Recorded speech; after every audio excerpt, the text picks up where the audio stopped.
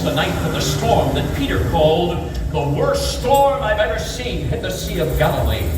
I have never seen a body of water behave that violently. We were all scared. In fact, I've never been so scared in my life.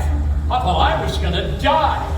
At some point, Jesus, who had been asleep of all things, stood up and rebuked the storm. He simply said, "Peace, be still." The storm disappeared immediately. The water became as glass, and there was not a breath of wind. I had never seen anything like it in my life. It was as though he had command over nature itself. He then asked his disciples a question that has stuck with me for my whole life. He asked them, "Where is your faith?"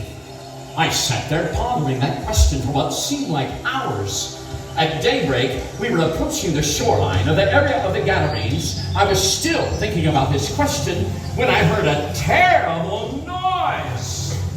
It sounded like the storms of war. Instinctively, I drew my sword, preparing for a battle, made sure that I was the first one out of the boat.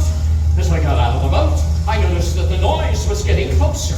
I thought to myself, "Andronicus, if you're going to die, it might as well be defending a man that can calm storms." I noticed a single man running toward us, and unbelievably, all of that noise was coming from this one man. He was nearly naked. He had chains wrapped about him as though he had been restrained and had broken free. He was scarred all over his body. As he continued shouting, it sounded like 1,000 people were screaming and shouting. And it was all coming from this one man. There was obviously something wrong with this man. I had witnessed many crazy people on the battlefield, but I had never seen anything like him. As he continued toward us, all of that noise went away, and all those voices seemed to come together in one voice as he said, "Jesus, what do I have to do with him?"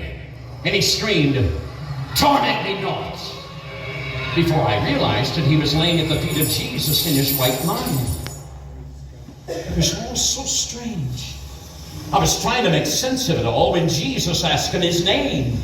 "Please now, for we are many," was his response. It was all sort of starting to make sense. Jesus said that he was possessed by demons or devils. The devils then asked Jesus to send them into the pigs up the hill, and somehow Jesus made that happen. The demons went into the pigs ran down the hill into the sea. Immediately the man was changed. He asked for clothes to cover himself with. People around offered garments to him. I even gave him my cloak. He sat at the feet of Jesus in his right mind. He was at peace. The war that had been raging inside of him was now over. He was a new man. In the days, months, and years following that day, I told that story time and time again. Few believed me, but that day made a tremendous impact on me. As we boarded the ship to sail back to Capernaum, I thought much about what we had witnessed in the last few hours.